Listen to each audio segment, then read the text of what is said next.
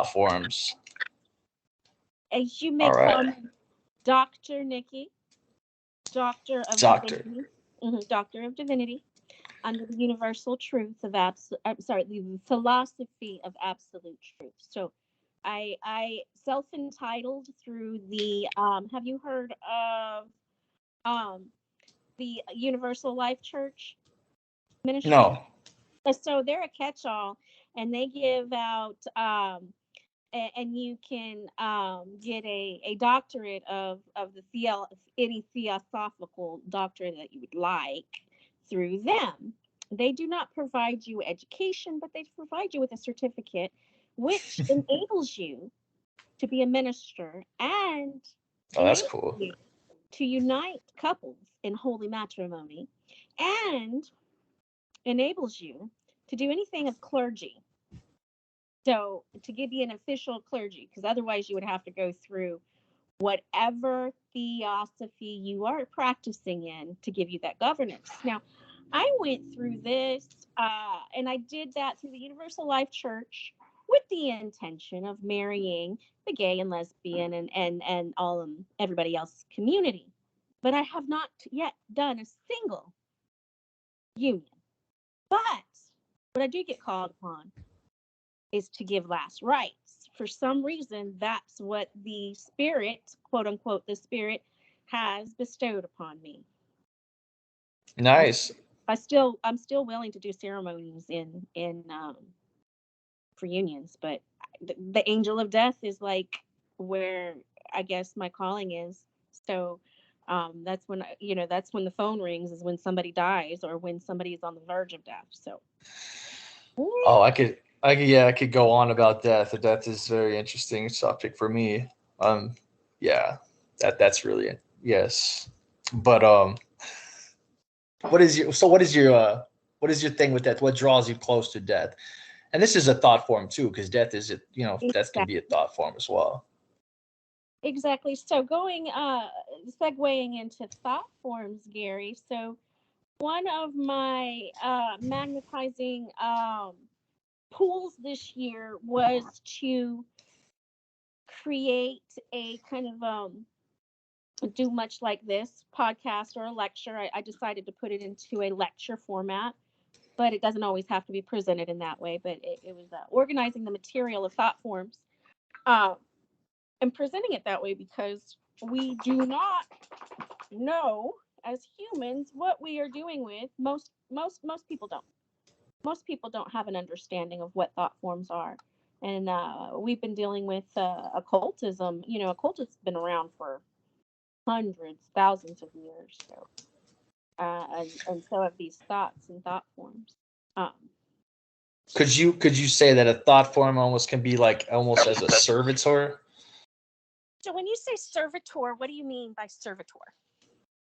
That's interesting too, because I'm thinking like, okay, so as an example, I'd have a dream about a name, right? About just a certain name, and then in that dream, I'll be given a sigil, and then through that sigil, I'll look up that name, and if there's no name or spirit that's tied to it, I usually make a servitor for that sigil, and then name that to do like a certain job for me, like protect the front Okay. door or something like that. Yeah, yeah. Yes, yes, and yes. I would call they actually have names, or servitor is a good one.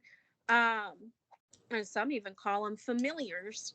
I'm not quite sure if Right. you're familiar with familiars, um, but if you think about thought forms, what are thoughts, Gary?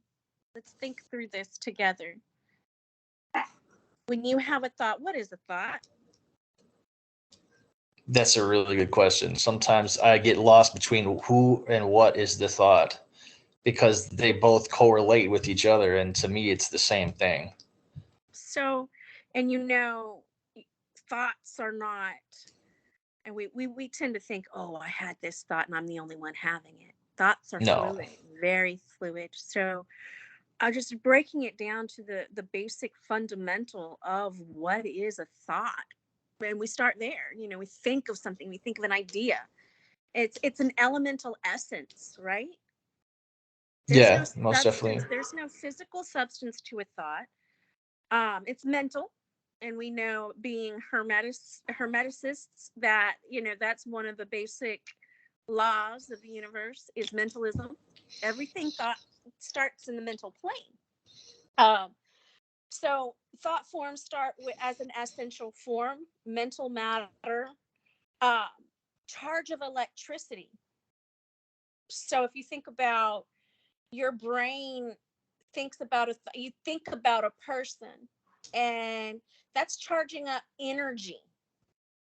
That energy Okay. goes through the vast unseen, we The kind of like network. Wi-Fi, Yeah, right? And the waves, charge of electricity, much like the same to that other person who may pick it up. most definitely. I've You had that pick it happen up, before. and we're all connected. And you pick it up. You can pick it up states away. You can pick it up sitting next to each other. You can pick it up at different when did this thought come out? But you might not pick it up till tomorrow. That thought. Um, I like where we're going with this because you could pick up thought forms from distant star maps and galaxies as oh, well. and I have, buddy. I have, because I am, I am. So I'm an empath, and so one of the special gifts of empaths that most empaths don't even realize, that because you are empathic, you have a great ability to channel, and a great ability to channel other people, because you're picking up their thoughts, you're picking up their energies, and you can actually do some things. You can actually do some good work with being an empath. And what I see out and people posting all over social media is, be like, well, just love me because I'm an empath. No, being empathic is a very special gift. You learn that tool and you know how to use it. And that's where people are like, I'm an empath. Yeah. Yeah, Everyone this is wants a to jump gift. on the train. Yeah. Yes, and it's just like the train. And but you don't see a whole lot of people taking that and developing their empathic skill on what they could actually, and what the human form is for using it. We just think that we're not meant for greater things. We just think it's all in this physical vessel, but more is happening outside of this physical Mm. vessel. And the physical vessel is more of a receiver. Think about back in when we had our stereo systems, and you had your receiver that picked up the signals, and then it distributed that electric frequency to the rest of the machine, the head, the speakers, all of Right. that, and to play your music. Well, think about the human body is much the same way. You have you got all this thoughts and stuff going around, and you're a receiver. So it comes into your cabeza, or your brain. Your brain is the receiver, and it picks it up. So much less like just like the energy waves that happened in our wireless internet, and our wireless world that we take for granted. The same actions are going on, and always have been for years. We're just getting that into technology now. We're taking for granted ourselves. So that's basically going to the essentials, almost elemental, of what thought forms are. Thought forms can happen and can come across as images.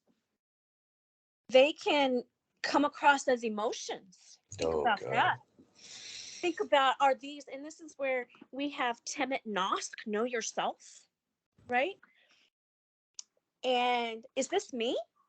Or am I picking up a thought form from uh, a Hmm. non-physical being? Am I picking up a thought form from another being, a physical being? Again, your empathic nature and ability. So they can come in as images, emotional charges and changes. Um, again, frequency, waves, and vibrations. All of that are the essentials of what thought forms are. And when you ask these questions, they can be all of the above. Um, and they affect us, thought, and of course our mental, back to everything goes back to and starts with the mental plane. Gary, you exist because somewhere there's a being that is thinking you into existence. Even if it was you that thought yourself into existence, that is the thought. Get, and it's in the mental plane. Sound, light, and again, music, vibrations. That's why all of those are very important to every work that we do. Just simply by um having certain music when we're performing rituals, that vibration actually helps invoke, and you're a practicing magician, so it helps. You tell me how it has helped you invoke any deity or guide or elemental or whatever you're trying to work with at that point in time. Oh, most definitely.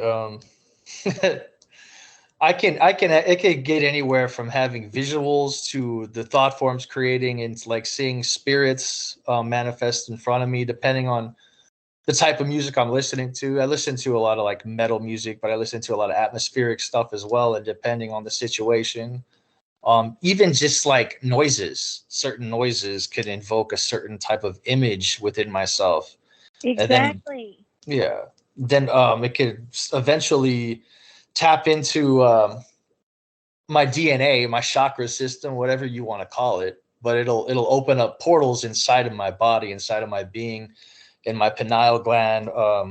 Then like the long, like let's say the most intense experiences that I've had probably were like lucidly astral projecting while listening to music. And we can astral project. You don't have to be unconscious to astral project. And I've had those several Exactly. experiences. Yeah, where it's just we're on the astral, we're doing the magic out there, and the magic could be anything from the visualizations of the spirits or the thought form, going back to the topic, I guess, that you're trying to communicate with through the music, or it's trying to communicate through you with the music as well, because it's like a give and take when you make these when you establish these connections and these relationships with spirits. It's like you communicate with them and they come and communicate with you. I mean, I've had that several spirits come to me in sleep and through, like, even during the day, and then I get a bunch, music especially will just start flashing a bunch of sigils and a bunch of things,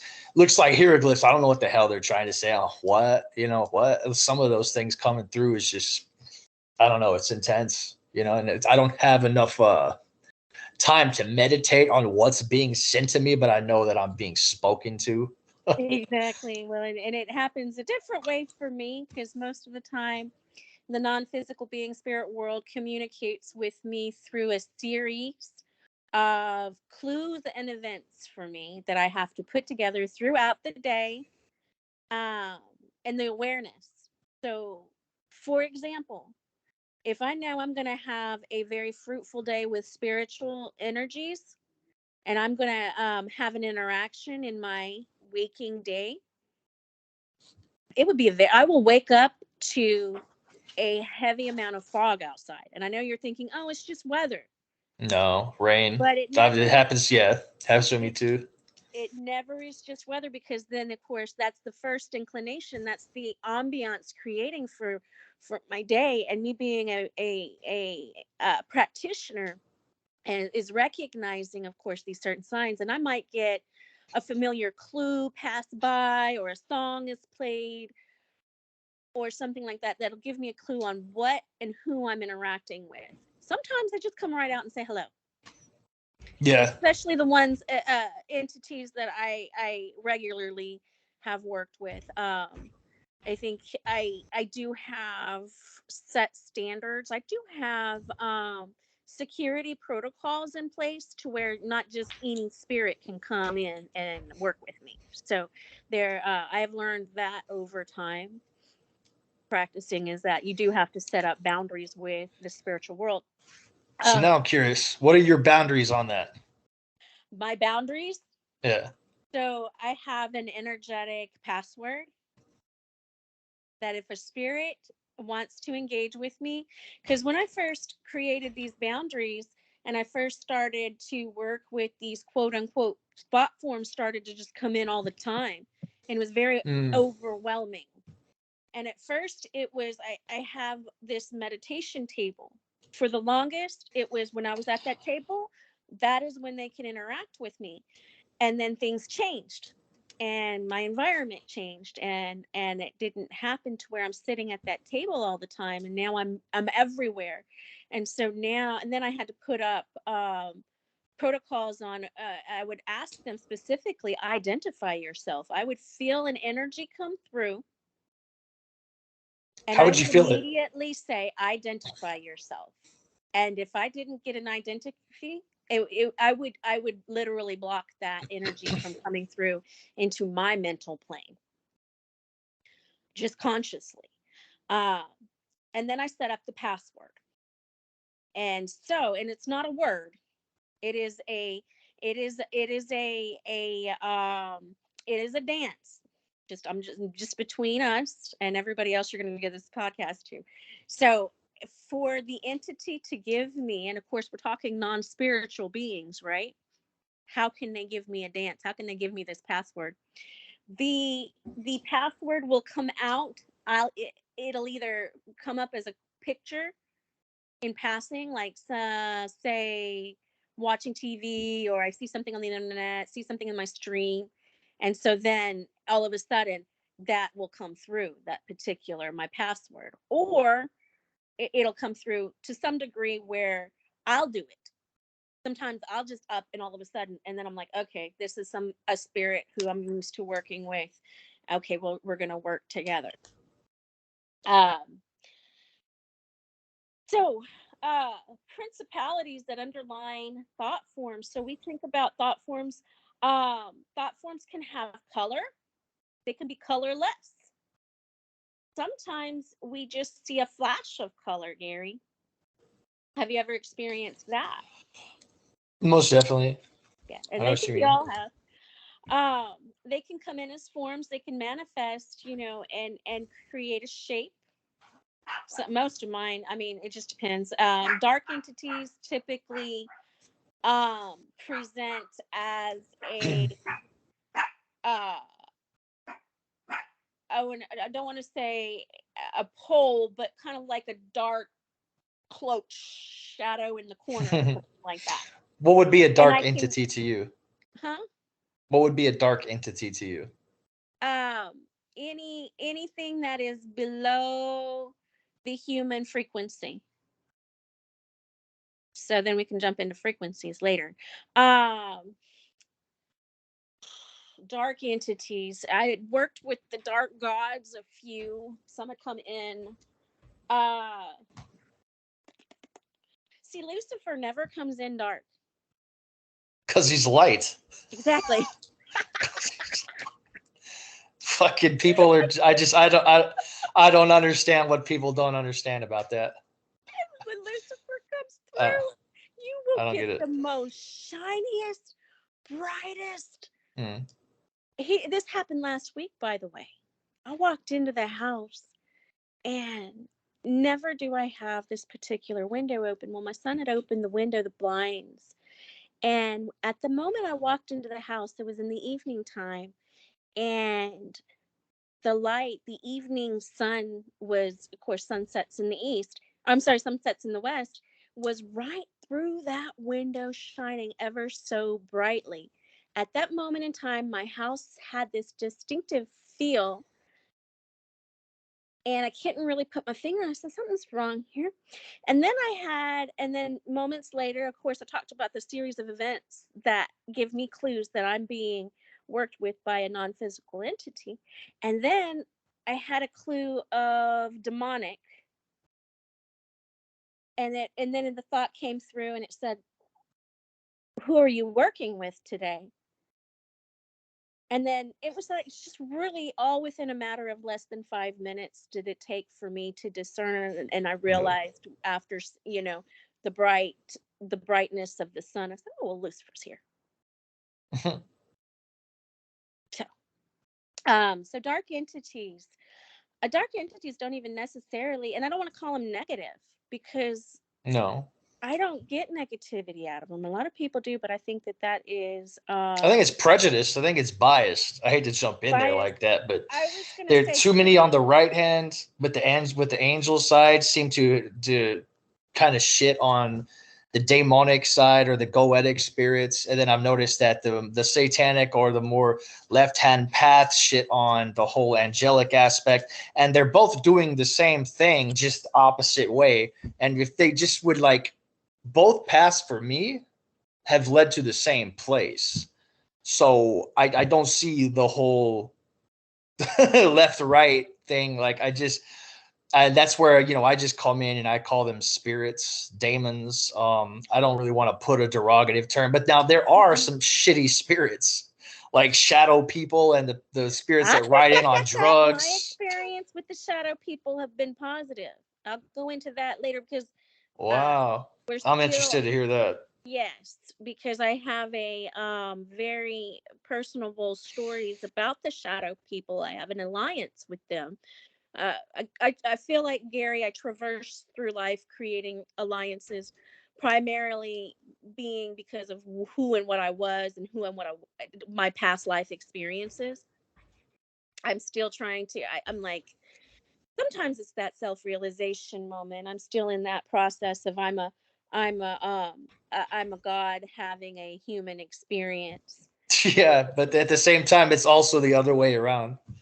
What, I'm a human having a god experience, Yeah, and it could be. that's what possession, and when you delve deep into the magical roots of why they take on our form too, and we take on theirs, so So they can experience. are we just being recorded audio, or are we visual also? We're visual. Okay, so I do want to make sure I'm looking at the camera. Just double check. Uh, and so, you're going to get these thought forms in different means. So what I want to go over is we talked about negative and how not negative but dark spirits. Now I took and I got a lot of information when I was doing research on thought forms, and it goes back to there's a book called Project Gutenberg, and this book was written, I think, in the late 1920s. Oh, I'm sorry. Let me go back to my citing of the source. 1901, the Project Gutenberg Thought Forms. Very good reference book to go reference to if you want to get more information and insight. And that, again, going back to, the turn of the 20th century. Uh, and it was written by Besant Ledbetter. Ledbetter. And that, so I got some of this information. The other information is going to come straight out of experiential. But I also wanted to back my information up by uh, doctrine, by, okay, am I making this up? Am I imagining this? Or has anybody else imagined it? So most people associate the colors with and so did the Project Gutenberg. I don't entirely agree with their alignment of the colors based on my experiences, because like I said, dark a dark figure in my a dark figure thought form that presents itself as a tall standing cloaked with black is not necessarily an entity that's coming in for malice or hatred. Can you Right. concur? Exactly. Oh yeah, And no, most definitely. My encounters with death in particular, and certain other demonic forces, especially, it I've really, been you've got to interact. And in my experience with spirits and in doing magic, how you present yourself before the spirit is just like how you present yourself to people in day-to-day life. Okay, now what you want out of that, you've got to give to that. You can't be calling in this energy and then all of a sudden, you change your mind because you feel a certain way or something. Now I will say, some spirits, if you feel that with, because I mean, not all spirits are going to like you or going to want to work with you either. So you've got to take that into account as well. It doesn't necessarily mean that they're a dark spirit or a dark energy. It's just y'all don't vibe, y'all don't click. It's time to meet a new friend, pretty yeah, much. or Like, there are opportunists, I will say. So I can't concur and say that all of these, they are, you got to take it, and not everything is always to the T on a chart or a graph, and we know this. Oh, hell no. So going back to those oh gosh, the shadow people. So the shadow people will present as, to me anyway, in color form, as a dark, shadowy, thought form, dark gray, charcoal, but they're not necessarily evil. Or at least they don't interact with me evil. And again, I have a lot of alliances on the spiritual side, given who and what I was in a past life, and projects that I've worked on in a past life. Red, of course. So red is interesting because red can come in as it can come in as anger, but it can come in as love. Red is also the color of the root chakra. And so when you see flashes of red coming in, that could indicate vitality, a very uh, communication with vitality.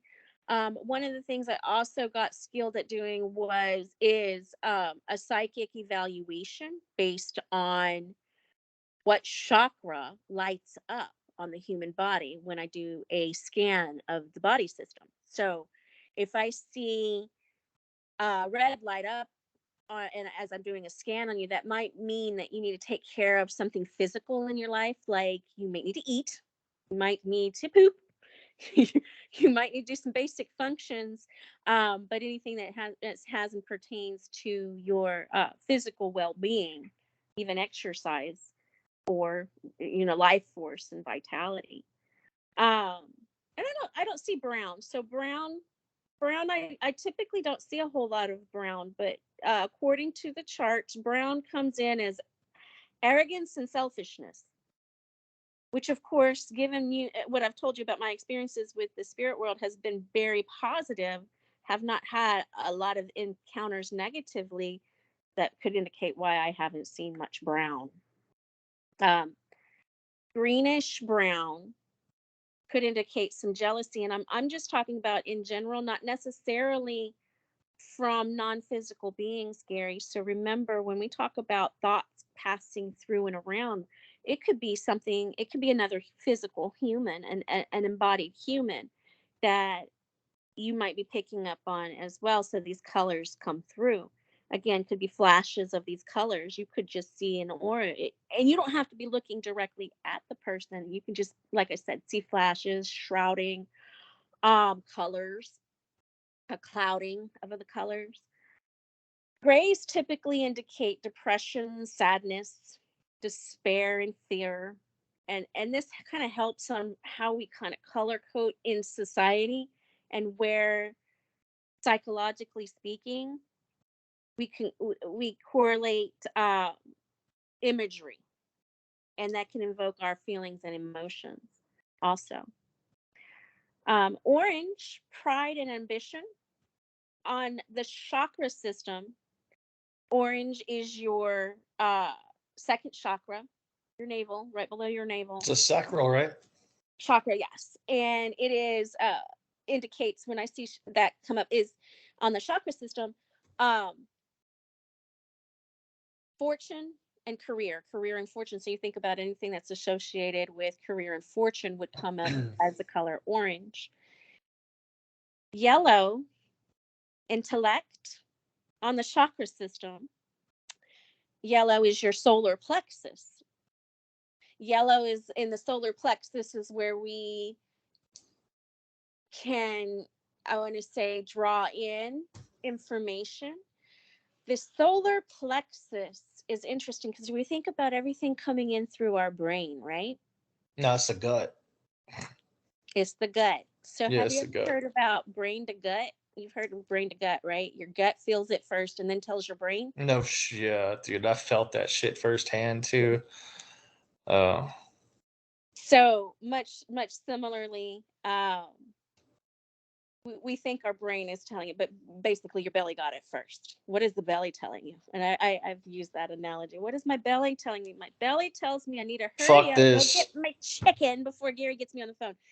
And that's what I did. Should have seen me. I was like, I gotta eat because I was trying to do this, and then Oh, I know get ready that. Trust to me. eat and get ready for this, and then uh, I'm also going to school part time, picking up my bachelor's degree, so I can get a better day job. For what? Criminal justice. No shit. And so, given that, it's investigations on the physical level is not any different than the paranormal investigation. So I think a lot of that opened up when I went down this path, and criminal justice. It kind of goes hand in hand with the skills come hand in hand because you're still investigating, lots of thought processing going on. Going back to the solar plexus, so on the chakra level, when you do, and from my experience has been yellow. When yellow pops up, I can see, where problems are coming through. The solar plexus also represents our friendships and where we keep friends. If we keep friends close, then they will be smack in the middle of your chakra. Left and right would indicate how close of a friend that is. So if I see yellow in the pit of your belly, that might indicate a very good friend, and you're having, say, yellow and blue pop up, you having communication problems with your friend.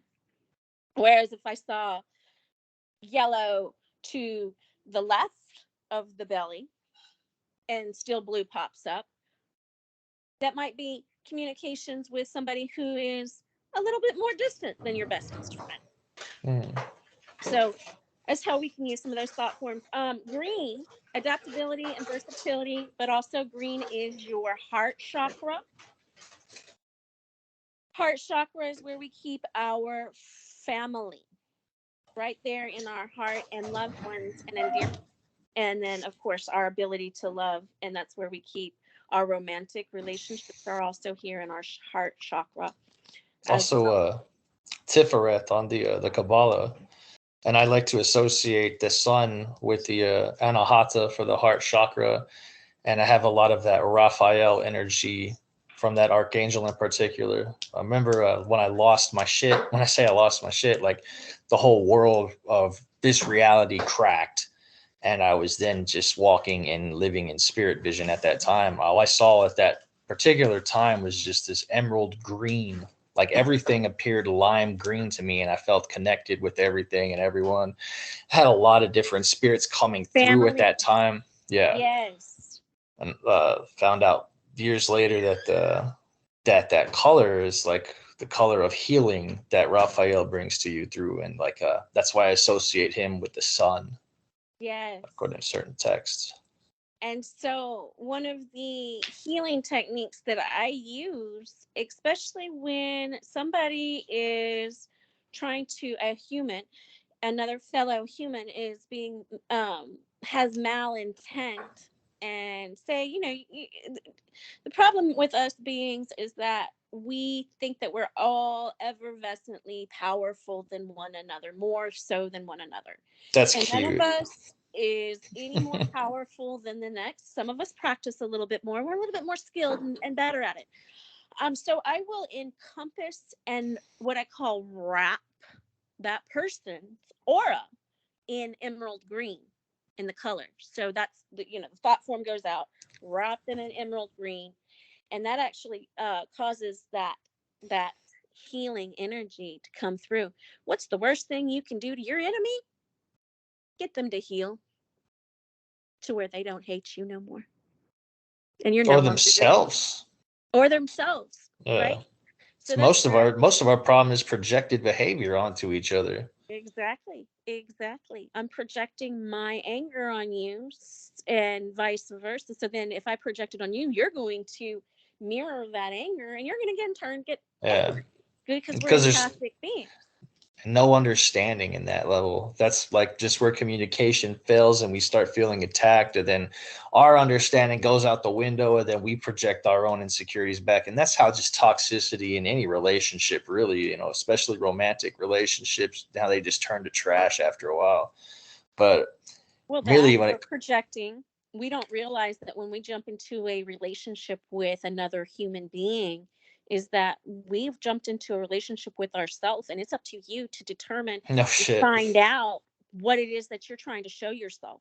What are you seeing in yourself? What part of yourself do you see in that other person that you need to work on? Either come to a revelation about a resolution, or just heal that aspect. I mean, we're all going through healing. And if you go through your entire life at any point in time and say you're completely healed, you're an idiot. You will Yeah. just like learning. I'm always going to continue to learn. And there's no stopping the learning. There's always going to be something more. Even if it's still revisiting something I already knew about, but learning something new about it, or how a feeling or how it interacts with me or something like that. So See, I think that's interesting too when we talk about healing, because one really, we may heal the surface, our own wounds and our own shadows and our own, self. Okay, but when you dig in deeper and you actually get into the genetic coding and you delve beyond the surface, we have to heal our ancestors' shit too and all the baggage that they took with it. So like you're literally healing generations within yourself, because the DNA that has been passed down through all the trauma and the shit that they went through is directly correlated to the fight or flight responses we have today, in the scenarios that we deal with, anxiety and all types of disorders. And so getting to the root of that is it's never going to stop. It's not. right. And so that's something I had to learn, and I'm still learning. I had to learn nothing. I am learning that, Yeah. as I heal this aspect, I might not have completely healed it. And I think I consciously became aware of my own self healing and started this, I think 2016, a lot of this, but I didn't really understand it until probably more so I took more active, and I want to contribute that to a lot of the cosmic forces and alignments right now are creating a healing environment for us to do so. That energy is there, hence thought forms from planets, right? That can happen. And then all of a sudden, collectively, I'm healing this, and all of a sudden I'll see somebody else go through some healing as well and post something that they're healing that's very much similar to what I'm going through. And then I'll see a third person and a fourth person. And I said, okay, so this is the collective. Just go with it and heal. Just find out what it is you need to heal. Bring it up, raise it up, address the issue, and heal it. Um, uh, gray green, gray green. So, the thought forms can come in different kinds of shades. And depending upon the shade that it represents, the shade that it comes in, it could represent a numerous things. Gray green may be deceitful, slimy, or savage entity or person. I haven't really seen too many of those. I see a lot more just green, more like the emerald, bright green. The blue green, sympathy and compassion, like we are talking about, representing healing. And blue, and according to the Gutenberg Project, religious feelings, purity, nobility, and devotion will come in the forms of blue.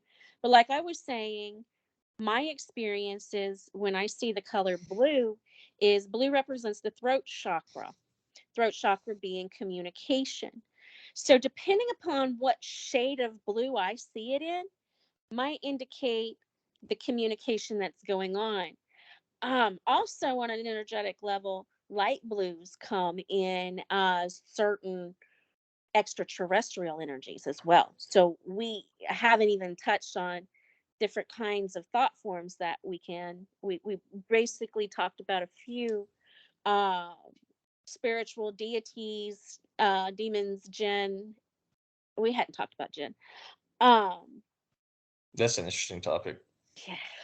I've been studying jinn as well. So it's interesting that we just popped that in there because we know jinn exist. There are magical orders that utilize the jinn as guardians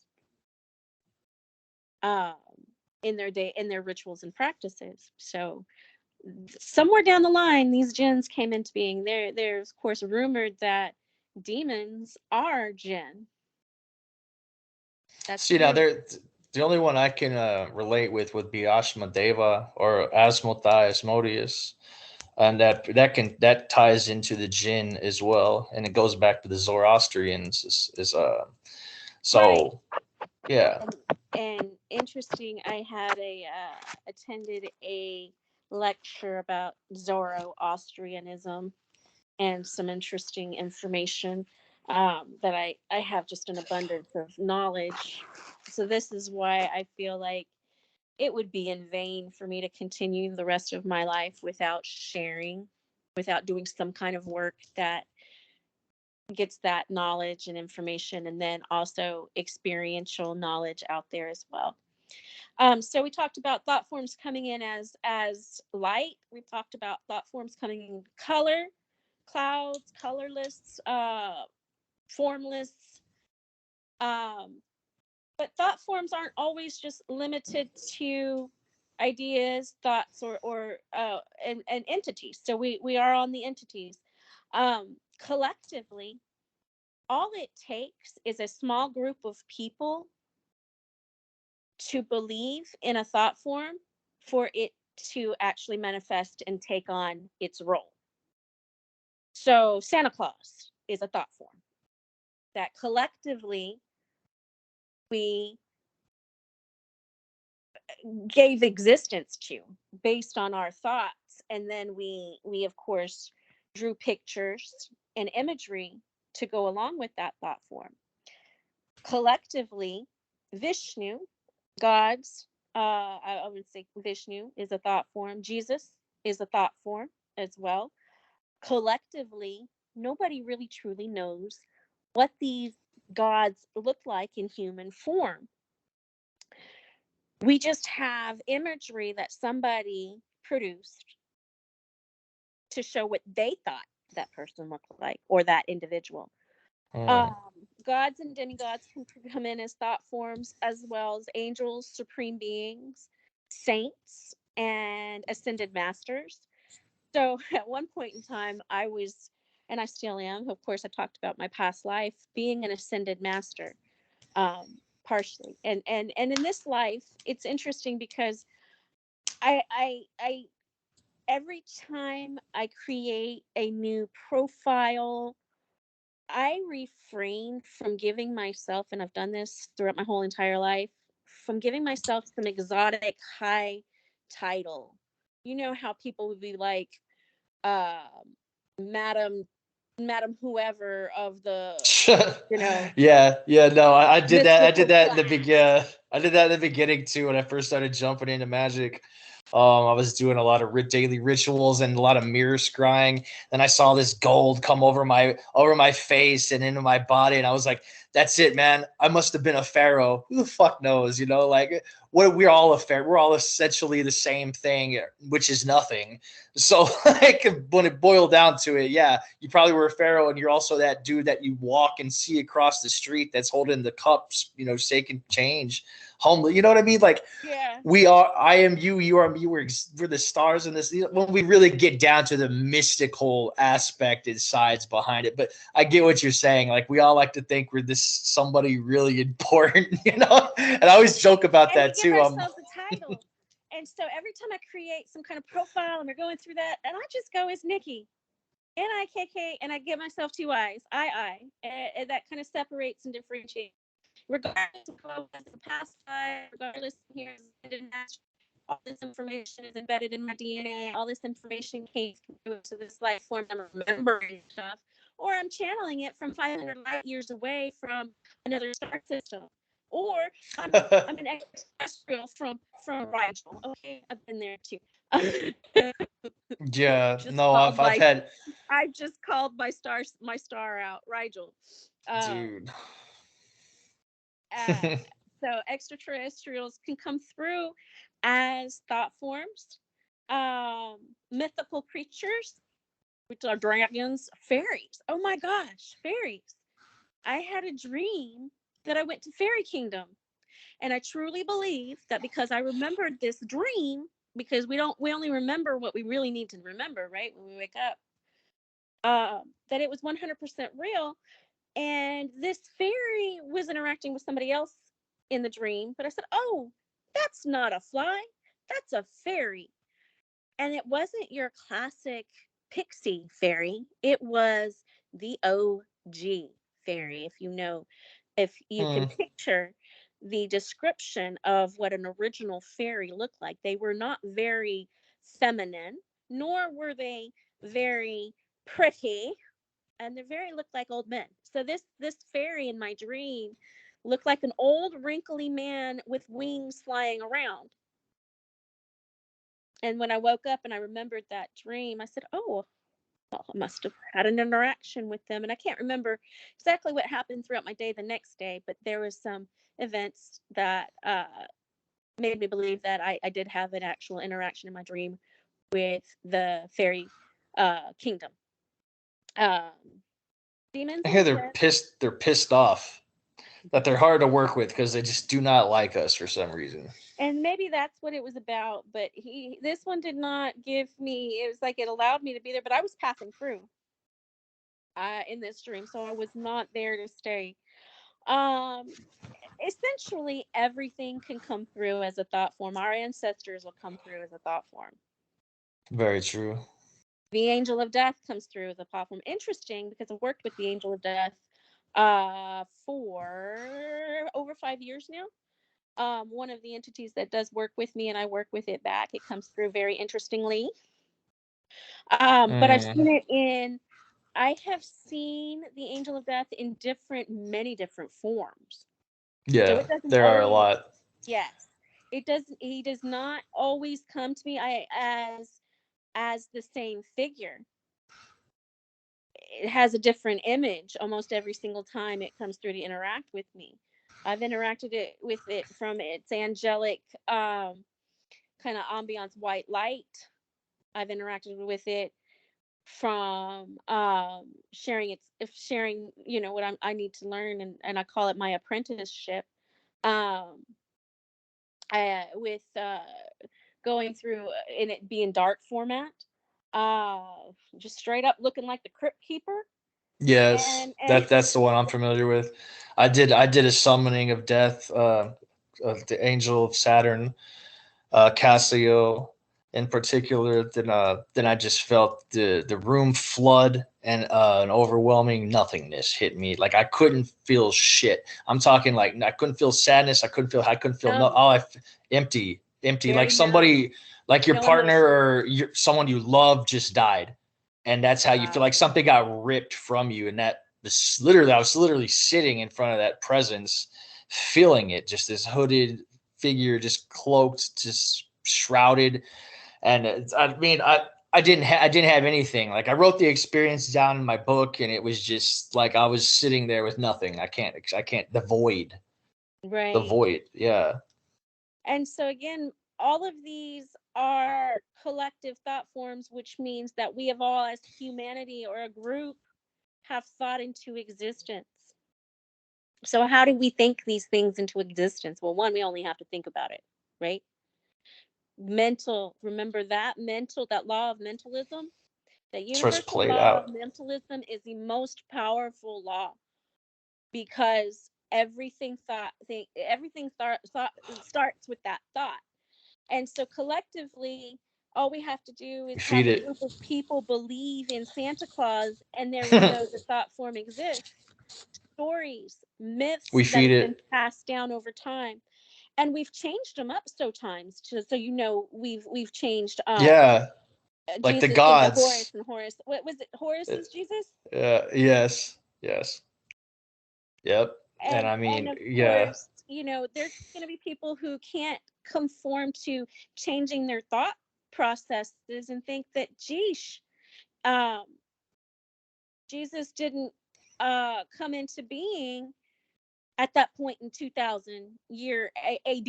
I'm sorry, 1 AD. So we got more to go on. And I think the calendar could be a whole show itself. Um, my son was working on the calendars at one point in time. He had started to make some correlations, but so you and I both know that, and probably have experienced that you can't. Energy is neither created nor destroyed. You cannot create energy. You can't destroy it. So, and I think it's interesting that we don't bring this subject up more, is that we talk about the older religions, the older gods, the ancients, and nobody's asked the question, well, what happened to them? Hmm. Yes, that little silence there. What happened to What the Mesopotamian gods? What happened to Tiamat? What happened? How they come they transmuted into our day religion that we have today. It's just they transformed? yeah. And that's where people can't wrap their heads around the fact that, one, they can't wrap their heads around that we're all fractals of one being. So, Right. and then the next, they can't wrap their hands around one being can morph into another being and create and reinvent itself. How many times have I reinvented myself in this lifetime as Nikki? My career, I'm going on my 3rd or 4th career now. That's reinventing. Every time I change a career and decide I want to do something different, I have to reinvent myself.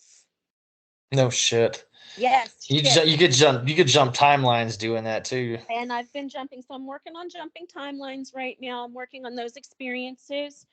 I literally have been working on that for probably 2 weeks now, really only actively. So Oh, still you're really, actively jumping, dude. You're gonna fuck yourself.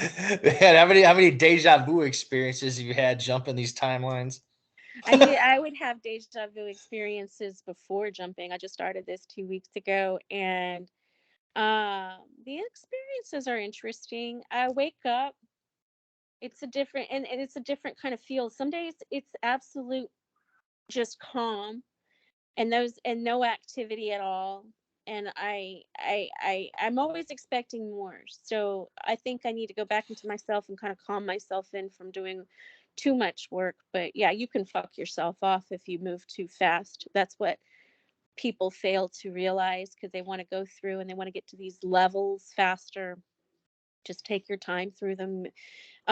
Interesting thing about the soul is that the soul picks up exactly where it left off from its last lifetime. And so whatever you're working on at this point in time is what you need to be working on, per your soul contract. One of the things that I do in a group I facilitate called Indigo Tea is, and I think it's funny because we don't do a whole lot of tea drinking in this group, but I like tea. And Indigo tea. we do some meditations, and I take the group to the Akashic Records. There you I've go. done that a few times. I think I keep on going back to foundations when I run these groups. Foundations are, we need to master the meditation. We need to master these processes. I want to get over here and get skilled, skilled astral projectors going on, but we still need to get the people mastering the basics, and we still haven't got that. Um, Meditation is huge. I used to think that when I first started, I got a certificate in 2013 and went through a holistic healing course. I got attuned to be a Reiki master so that I can channel life force energy through me and pass it off and give healing energy to others. Anybody can do it. But of course, with practice and guidance and some of these courses that are out there, um, it's a lot more intense and a Yeah, lot more effective. you could fuck people up with Reiki. And you can fuck people up with Reiki. So I don't advertise, and nor do I run around and say, let me give you Reiki. Yeah. I Are you please Reiki people say, Master? Because everybody's a Reiki Master on Facebook and their friends. I'm like, oh my God, here we go. and here we go. So I am a Reiki master. One, I don't run around and offer my services to everybody. I rarely work on a human being because people are fucked up and Yeah, they no want shit. quick fixes. I Yeah. I tell people, if I'm going to perform this on you, first I have to ask permission, because I can fuck shit up. Anything you do energetically with somebody, you have to ask permission to do, because you may be interfering with their path. You may not be. You may be a part of their path, but you definitely don't want to be an interference. Um, and prevent them from doing what they need to do. But doing Reiki healing, it feels really good during that initial session. Okay. And I tell my clients, I don't even have clients. I don't have clients because I don't perform Reiki on I don't perform Reiki directly on a single individual. What I will do is do what I call Reiki balls, okay? And I will put out into the universe like bubbles. I will do these Reiki balls and I bounce them into the universe with the intention that they are going to be balls of energy healing that go to where it is needed. That does a couple of things for me. One, I don't get backflow because I'm not doing a Reiki session on an individual. The Reiki practitioner is subjected to backflow of negative energy coming back into that practitioner, and you can get yourself sick. Dude, yeah. No, I was doing So think about the straw being the conduit. And remember, exorcisms. so think about a straw. When you drink out of a straw, you can get backwash, right? Right.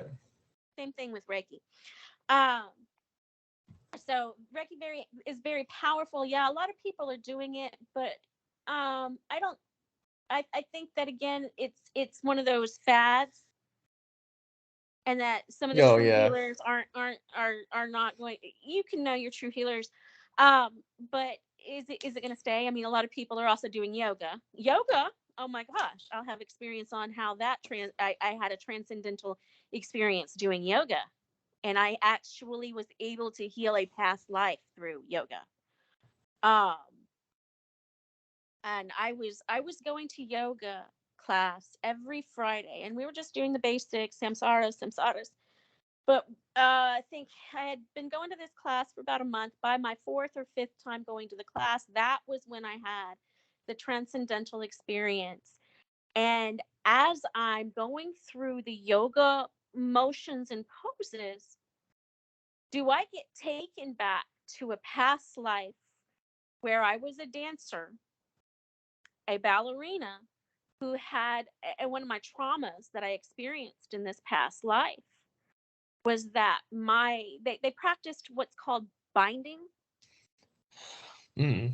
And so my joints, my leg joints were bound when I was in this lifetime as a dancer, so that I could perform better in a leg lock. Like ballerinas get this straight leg because they have had their legs essentially broken. So they did this to me when I was a child in my past life. And that trauma imprinted on my spiritual DNA and was taken with me. I mean, this life was like in the 1800s was when I was remembering the lifetime, and the time span came up, and it was sometime in the late 1800s was I this being that had this leg binding happen. And for the life of me in this life, I couldn't understand why at a young age I always had cricked knees and my legs always hurt. I can't run because shock absorption. I always wondered that until I started to remember this past life. And so during this yoga, was I able, it just kind of came up, and the spirit says, "Are you ready, Nikki?" And I'm like, "Oh yeah." And I'm going through my samsaras, I'm going up, and then all of a sudden and it just came out. Tears just started to flood out of me. And I just, I'm that kind of person that I'm not going to stop to cry. I let them flow. And I continued my yoga movements. And as I let those tears fly out, and that was just very refreshing as I healed um, that lifespan. And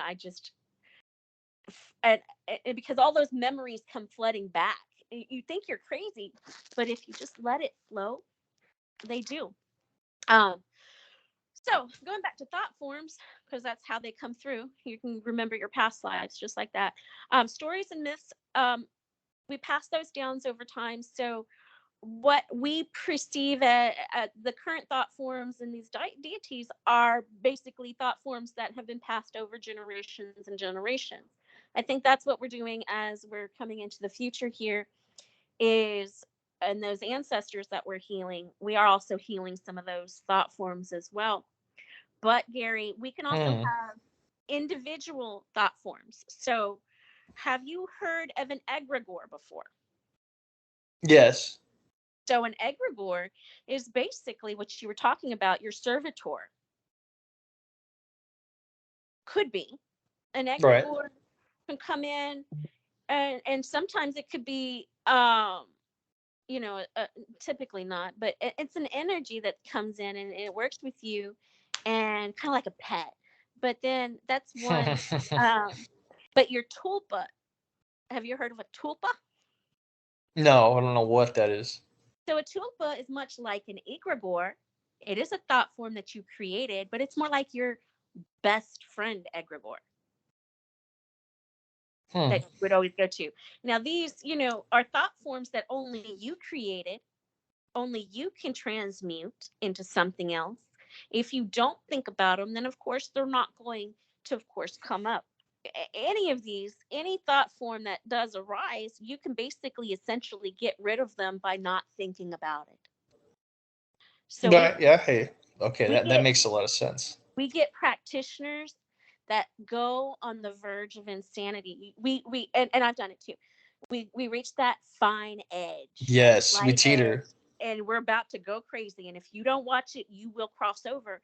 And so the best and easiest way that I can recommend for a practitioner to come out of that and prevent themselves from crossing that line, because remember, practitioners, we are surfing the waters that the psychotic is drowning in. They're the same waters. And That's where balance is in play, though, too. You right. got you got to balance that shit out. Like I do day to day ritual. I have the same routine with my There we ritual. go. Okay, it could last anywhere from 15 to 30 minutes to an hour, depending on the operation. If it's an evocation, whatever I'm trying to do. Okay, but I usually don't go over that. Sometimes when you do go over that, um you stay in that mindset too long, and yeah, you can lose yourself in that, and it's hard. The longer you stay out there, it's harder for you to jump back into your shit To and come go back. about your day-to-day life. You still need to go to McDonald's and get your fucking coffee before you go to work, motherfucker, if that's what you do. You know what I mean? I'm just saying, we have human responsibilities. We're not here to drift off into wonderland and play with our spirit friend. I mean, we can do that. I've Oh, done it. I'm and sure you've done it. yeah, I've spent a whole week or a weekend. If I have, vacations are, time off of my day job, the job that pays my bills and cost of living. Because we've got to Yeah. be honest, I would be a crook. I would be a very bad practitioner if I actually set out to make a living off of my spiritual practices, only because that's the fine line between it being something I enjoy Yeah, I'm and right there with something I you. have to do in order to eat and sleep and keep a roof over my head. Yeah, And that makes so a lot of sense. as I and that's not for everybody. Some people can, create a very nice good business and but that, it just wasn't for me. So having my practices and my groups on the side and not charging people for um just I'm developing Adams Inc. and I find it very difficult to be like some of these other groups that charge people a membership fee just to be in the club. Yeah, I've had So someone at actually give my me point of money for a connection. service. Yeah. Well, and then on the other hand, I get it because I'm experiencing needing the income to run operations, and we can't do much until we get the income. So and that's just a learning process. But again, if I had that and I said, "Oh well, I'm going to quit my job, and this is what I'm going to do," to make money. I don't know if it would work out so well. What about a homunculus? Have you heard of that? What is that? So it's kind of like this little being that it's a thought form, and it's like creating a mini you, a mini being, and it's almost like an egregore, but it's like a humanoid form, and you actually believe that it's running rampant in your house, or a little mini you living in your brain, and have a very runs parallel to I believe the the id, as far as Sigmund Freud called it, the id. Um, It's okay. wow. I tell you, I wasn't sure if I was going to be able to talk a whole hour on thought forms, but believe it or not, I can't. You're the first person that I've actually verbal since I created my my idea that I should talk about. This is what I should be talking about, Nikki. Um, we all got our things. So thought form transference. We can transfer our thought forms to each other, much because their energy passing through the wave. You can connect with thought forms through watching TV, movies. We watch some of Most these horror dude. forms, huh? So I have okay. So my interesting experience with a thought form, and I hate to call him a thought form because he's a spirit and it's one that's well known too. But this is what I would say a thought form where our projected collective consciousness can do to a spirit, which okay, so would be Beelzebub. All right. Okay. In particular with this spirit's been with me since the cradle, so yeah, I've always possessing me in sleep, and just what, he just likes to have fun, and he's a very, but honestly, this spirit also opens up pathways to a lot of other spirits as well. But I wanted to be respectful and call him Beelzebub one time, and he was like, no, that's not how I'm known to this day. And like when he presented himself to me, he basically flooded that place I was living at in Florida with the duplex or whatever the hell it's called.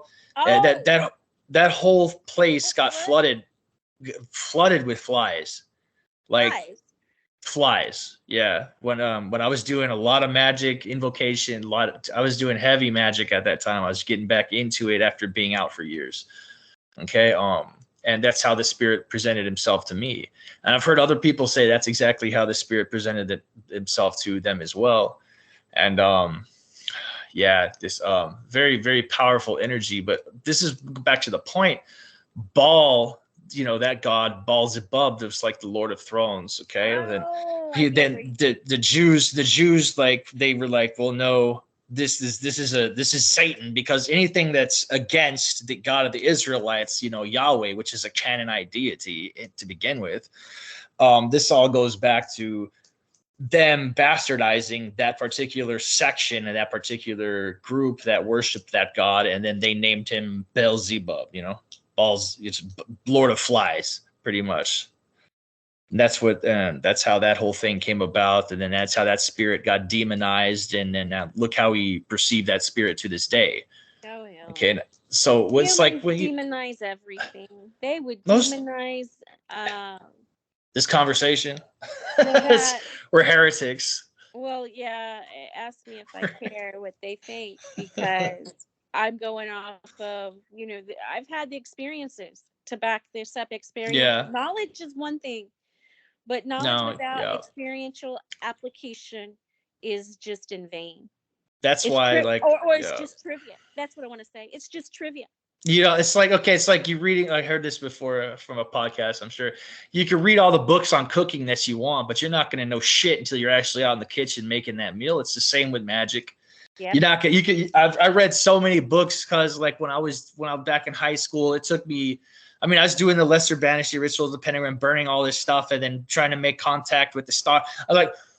Eventually I was like, why am I doing this? What is it doing to me? And suddenly the changes just kept happening. And then I just kind of like did a massive blood ritual to Egyptian deities, Thothor set, basic, and just pulled that energy in. and ask to be used as a conduit. You know, I don't recommend people do that without any kind of protection, Well, but that's it did. like Reiki. Yeah, you know, and I That's opened all up we're a doing lot. with Reiki. All we're doing with Reiki is you are connecting to a universal force, and being asking if I can use my body as a conduit to deliver this to another being. That is all you are doing, is being a You're conduit. opening portals in yourself, really. Yeah. But doing the magic and reading about it, they're just two. They're the experience when you're actually hearing, seeing, or perceiving the spirit, because you can perceive it, through a lot of subtleties. A very thick atmosphere can overcome something. You could get chills up on your neck, the ringings in your ear, visions in your mind that you could just throw off as nonsense, or you could hear something. It's so many synchronicities that will add up throughout the day.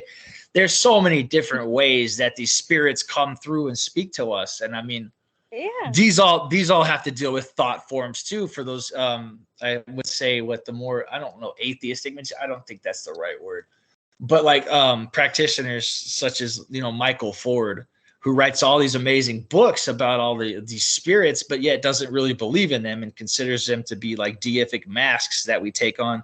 And then I had a friend that Azariel, you know, Azariel, he's on Yeah. Facebook a lot. He's got a show. Yeah, he was talking about how he didn't follow his stuff because of that, because of like he saw it, that it was all in his mind and all that and whatnot. And I was like, well, dude, like Because he technically, doesn't believe in the experiences that he's having, right?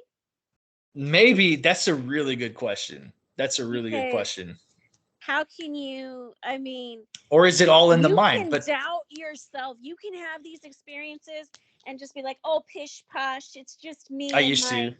I'm just my identification factor. I'm just identifying with that. I'll just get rid of it. And it's not, but and that's where the fine line between Oh, that's interesting. practicing being practitioner of magic is that magicians believe, and we do, and they are real, that these experiences are happening on, to some degree, frequency level. These beings exist and they're coming through. But um without the mind, we couldn't perceive it. So I guess from that aspect and scenario, that's how I see it. exactly. All is the mind, and the mind is all, essentially. So I mean, but I believe it's happening within, and at the same time, I'm very theistic that everything holds a spirit. And so, but what if the Everything spirit is the has, mind? Like, there's just then we well, get that's up in one of top the philosophy. Reiki concepts, is that everything has a life force to it. Right. Not just me, not just you. My computer has a life force. So I'm working in tech support right now. That's my new career that I decided to reinvent myself into, which was a good idea that I did when I did, because right now that's probably one of the best fields to be in. Yeah, you can make good money doing that.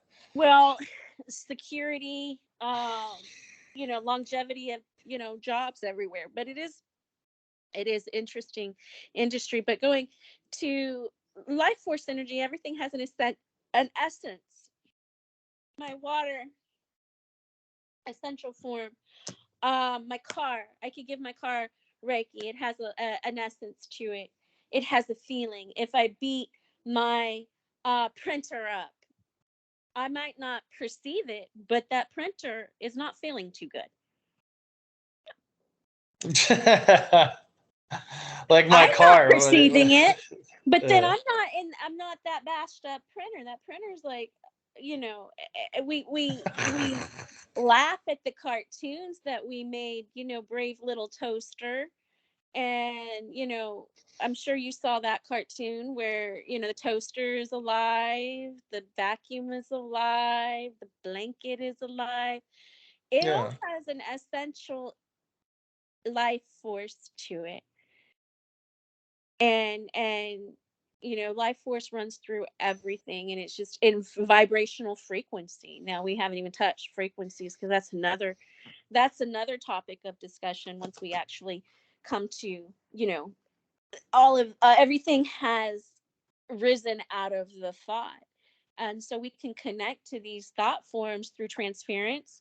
We can watch it on TV, read a story, news. We can connect to, if you post something about Beelzebub on the internet, I'll instantly connect to it just by reading what you posted, or even just seeing his name, or a symbol. Sigil magic is very much transferable. You can think about a person. So going back outside of spiritual entities, just, human to human interpersonal relations. I can think about you, and all of a sudden you'll pick up those thoughts. I can project, and we talked about this, projecting our energies, and we do this more so on our lovers and relationships than we do on anybody. Um, Yeah, we and, do. and poor, our poor lover, our poor relationships. Oh goodness. And then we channel that person's energy into you, and vice versa. Human to human connections, we also transfer a lot of thought forms that pass back to back through that way. You can travel to an area. And so I'm living in Rome, Georgia right now. And when I travel to Atlanta and Marietta, so I go to Marietta, which is right outside of Atlanta, about once a week to go to work. I'm hybrid, so I got to go in and once a week, and I work from home the rest of the week. And when I go out there, the energy changes. So the Oh thought, yeah. yes, and you know this, living in other Most states now that shit. you have lived in Florida, Florida energy don't feel like Texas energy. No, hell no. It's something about Florida. I can't tell you what it is, but once you cross the border, you feel that. And much less anything. Sex. So we do have to watch out when we take on sexual partners, because we are transferring our interactions, our thought forms, our beings that we're interacting can actually interfere with the other person, and vice versa. So we can transfer them that way as well. Extraterrestrials, definitely, like there's a breed and several extraterrestrials that actually do like to connect while you're having sex, and you might not even know you're working with them, but they'll jump through. They want to feel that. They want to feel that energy. I haven't quite figured out what their ideas are, but it could be that they just don't have gonads and they just can't do it, so they want to feel it. It's a great energy, that Kundalini energy is. So when you actually get to experience that, so it's up to, of course, the practitioner. You are very skilled at discernment, and so you take Mm. all of this into account, and just like we talked about doing, is like, is this imagery that I'm picking up in my visual cortex, the perception of my receiving mind here, brain, the colors, the shapes, the smells, temperature changes, all of that can be indicative of working with an entity, an energy, spirit, an ascended master, all coming out of those thought forms. Again, your emotions. How are you feeling today? Is this you? Timid Nosk, know yourself. Do you know how you are every day you wake up? If you wake up singing cheerfully, is that you or is that me? Are you channeling? I wake up and I sing a song every morning. I cannot tell you why. I channel a song, and it's a different song every morning. And then I wake up singing it. And my son would get pissed off at me because Mm. I would wake up so happy. Why do you have to be so happy? Dude, yeah, no, I'd be that person too, shitting on your parade. I am not a morning person. Oh my god. It's not that I'm a morning person. It's just the energy that I feel when I am in. That is my essential authenticity, the bliss. So when I'm at my authentic self is pure bliss, and I feel like singing. And that's me. That's how I'm natural. And so I've had people tell me, "Don't sing." And I'm sitting here like, if you tell me not to sing, you're asking the sun not to shine, because that is me. Um so of course, knowing your current emotion is really, or how you respond, is very helpful clue, and if you're working with a non-physical entity, and I don't like to call them just spirits, because a lot of times what's coming up and you're picking up may just be another human, again, that you're channeling They're and taking spirits too, though. exactly. And so, but I've noted that is that we always want to say, oh, I'm working with this great deity, and it could just be Joe from next door sending you good vibes. Dude, Jason Miller talks about that exactly. Yeah, What? yeah, no, I've heard the same. I've heard this from several practitioners and magicians as well. That could be, it could be from someone next door. The spirit that you're picking up could be any from the dead that are around your area that still are in that place. Right? It could be anything. Yeah, yeah.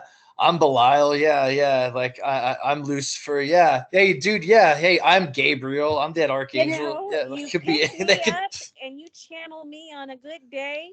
Yeah, I'm going to be the goddess of, I'm Aphrodite for today, and I'm going to bring Yeah. you grapes, and we're going to take you on a love quest. How about that? And I will take it, and I could be interacting with you just on the spiritual level, on the quantum. Let's turn that word into the quantum level, because that's really what's going on a because it's not seen on the quantum level. Um, so yeah, you gotta let it kind of just know yourself. So that's Yeah, where, you got to know yourself, and when it comes to the spirit, you got to know their energy too. Really, and the all of energy us that you're do. trying to check. Yeah, because I've had And I've had the energy come out and then kick out imposters, being like, "Do you really think that that was us, Gary? Like, do you really think that was me? Like, no, this is a douche. Like, just this is a peon. Like, I'll feel them kick them out too. Like, something just left the fucking room, and then maybe something out in the kitchen will just clank."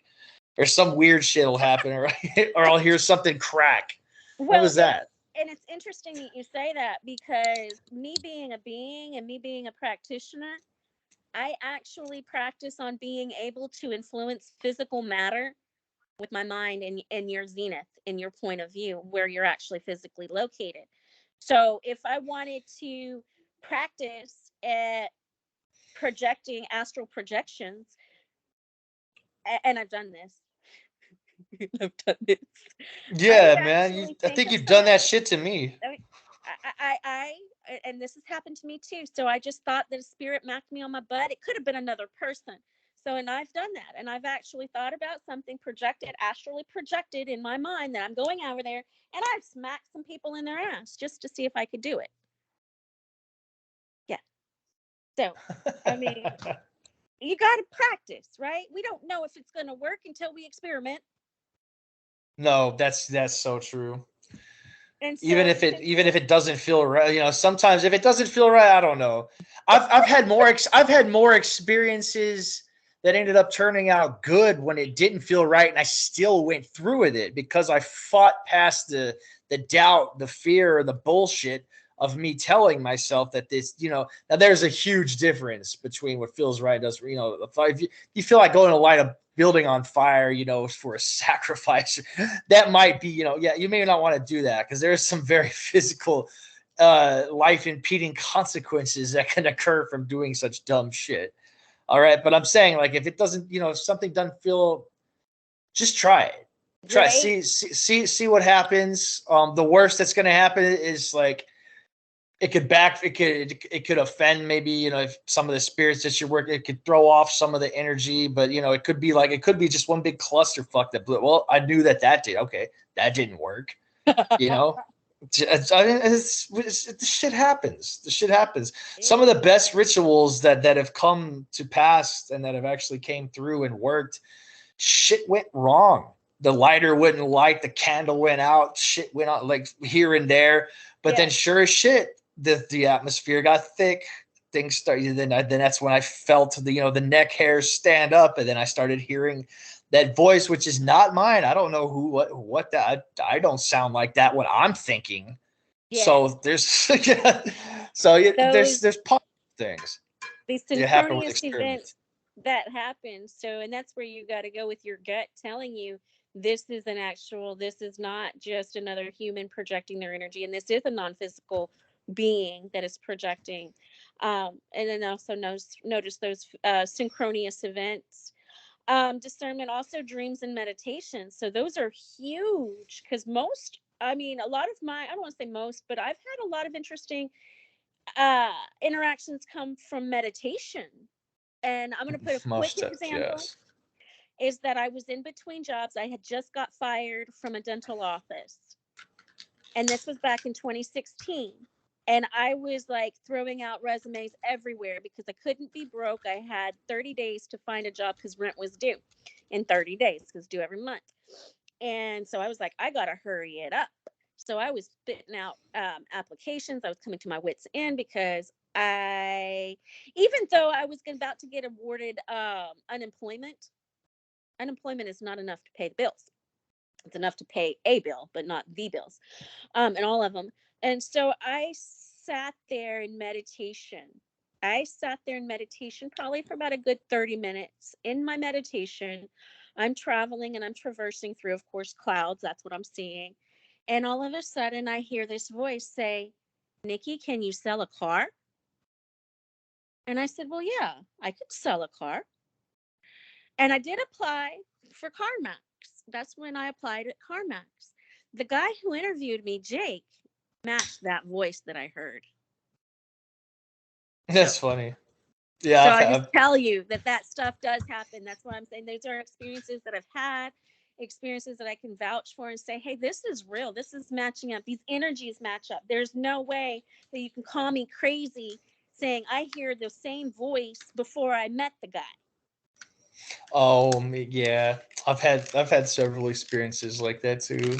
I know what you mean. So, of course, when you're trying to discern what you're working or dealing with, dreams and meditations show you a lot. And that's the thing is if you don't know, go into meditation. Meditation, you'll find out very fast. Dude. Sleeping and eating changes. So also look at your appetite.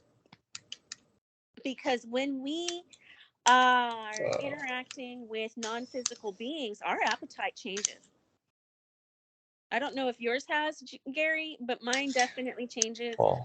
I actually, since me being a channeling empath, I'll pick up everybody's craving. I'll also not, if I'm working with a spiritual entity, sometimes I don't get an appetite at all because they don't eat. They're not hungry. Some are. And it just depends on who I'm working with. Maybe extraterrestrials are like that. I haven't seen too many.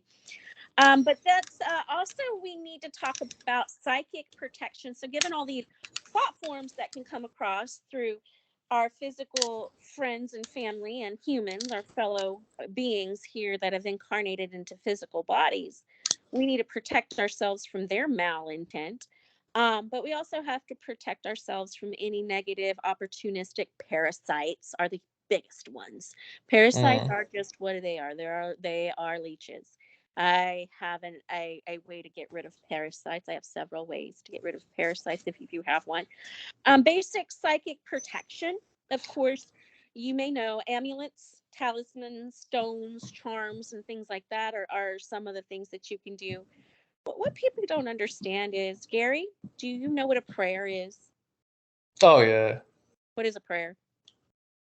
Prayer is where you're usually asking for receiving something from whom? From a higher God, a higher power. So it cracks me up, and I am not somebody who likes to throw stones at any group, religion, or anything, but I just crack up at how people poke at the occultic and pagans and magicians, witches and whatnot who do spells. If you told somebody and I'm just going to throw it out there in Christianity that when they pray and they pray to Jesus, you are invoking and you're actually doing a spell, and that you're a witch because you are, they would probably negate that and argue with you to the utmost time, because that is what a prayer is. You are asking, most definitely magic. You are asking somebody outside of yourself for help. A spiritual entity. It is the same as evocating evocation. Invocating. Yeah. Invocation. It's the same most definitely. So you could use prayers for protection, spells for protection, incantations for protection. I can go on numerously. But that is something that, every practitioner needs to have some kind of psychic protection. Me, of course, I have passwords and spiritual uh firewalls put up, so to speak. I have a firewall. Can't get past my firewall. Shit, we all got one. And then, of course, creating and upholding your boundaries. And that's where, with other humans mostly.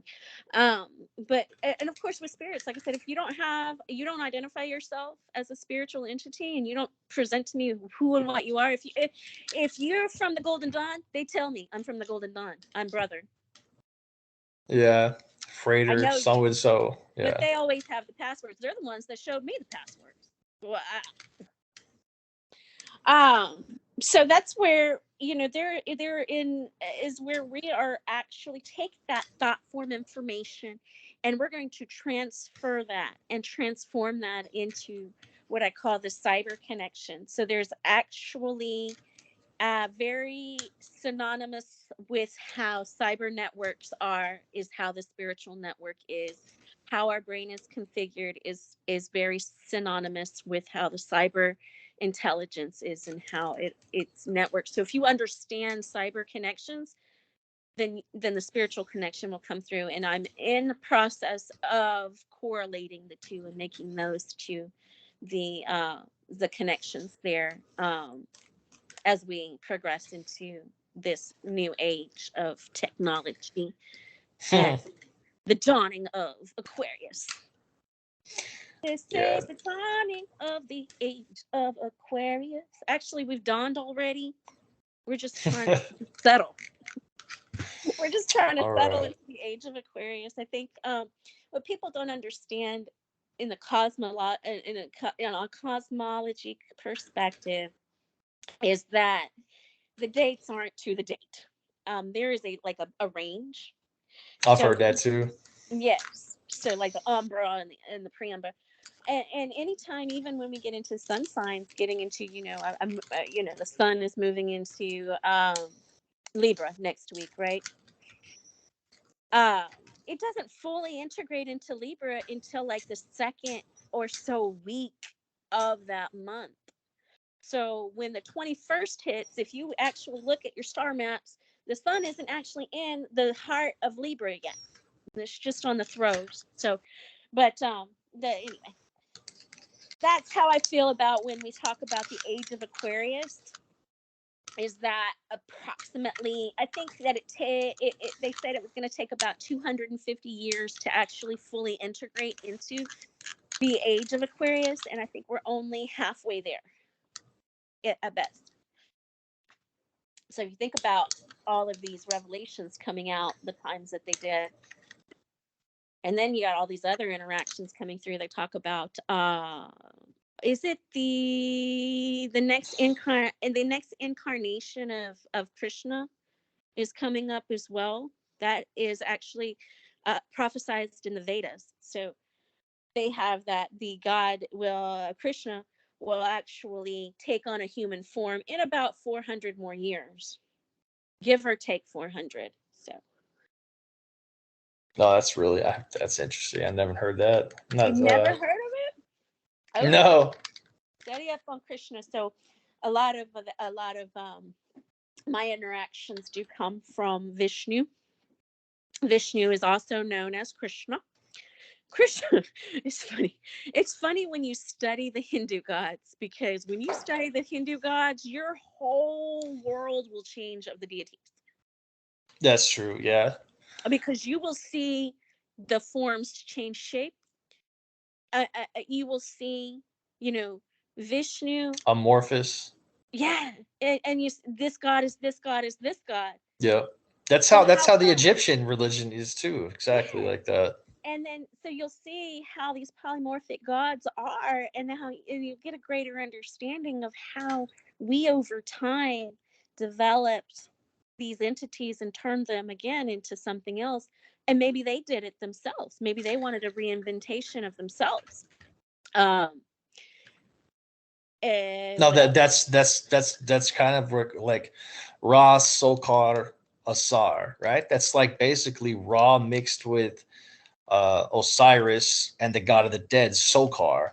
And so when you see him sitting on the throne, like with the falcon head and then the solar disc and it all in black, like because so it's interesting how amorphous the Egyptian gods are too, because that's when like in the Amduat, Ra will go mix with Osiris to be reborn into the next day. You know, so it's interesting how they like, and then we take on as magicians those god forms too and become the god himself when we invoke into our being, and then they kind of like possess us, and then so we are essentially that as well. And you know, but Krishna to me, um that's Christ. and that, and that very well may be. I hadn't really, because the Christ took on so many different forms over the 2,000 years that the Christ was there, or changed. So Krishna could be Christ. Christ could be Christ. Christ could just be a consciousness or a thought form, and a human body never existed, and it was just, a thought. That's more along the lines of where I Like, sit with that.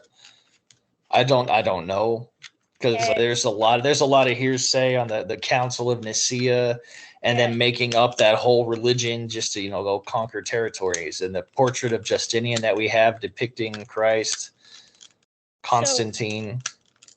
there was a Netflix series called The Borsha, and it was about the Pope at the time. I think his name was Anthony, but his last name was Borgia. Also, Cesare Borgia was in that as well. Cesare Borgia is who we have a physical image of. It looked very much like our present day, who everybody's Christ, worshiping as Jesus. Kaiser Borgia. Yep. And he was a bishop, I believe, a bishop from that time. But it would be very well interesting for somebody to go back. You can go back and do some research on the Borgias, because a lot of where we get our current Christianity theology is derived from the power that they had over the land at the time. And Mm. so remember, as Christianity was developing, and then it split off into different sects. You had your Catholicism, Protestants, Methodists, all because they couldn't agree on what the truth was. Yeah, well, who's going to agree with someone else's truth when their truth may differ from your Or truth? you No? may want to conquer that land, and you're trying to have total control and power over the people and the land. Damn. And, What? No, people wouldn't do that, would they? oh God. I have a puppy that wants to pee on everything because he's asserting dominance over everybody else in the household, and that's how he does it, by marking. He says, "This is me." He'll pee a circle around me as if he's trying to summon me. I don't know what that. No, he's All trying to right. keep me in the circle. That's funny. My dog will pee a All circle right. around me to All keep me in the circle. But basically, that circle of pee is to say, "This is my boundary. This is my woman. Don't touch her." Yeah. All right. All right, Nikki. I'm gonna cut it here. I'm gonna cut it here. All right, it's a Hey, good one. It's a do good you one. have any? Do you have any way that people can reach out to you, talk to you? How do they get a You can hold of you? always reach me on Facebook, but I'm on Facebook. I'm on Instagram. People want to reach me, they can Instagram, IG, gypsy_rose_Nikki at that's Nikki with two I's at the end, Nikkii. So there's only one of me currently. Nobody has. There you go. Nobody has. I think 5 people have duplicated that spelling. So, anyway, Gotcha. Instagram, you can catch me there. Facebook, Nikki Johnson with two I's. But you can also summon me with a thought form too, so we can think about each other. Nice. I need no Awesome. card. You can get a hold of me just with the thought. All right. Well, it was wonderful talking to you, and I'm sure we'll have you back here. Thank you. Anytime. Just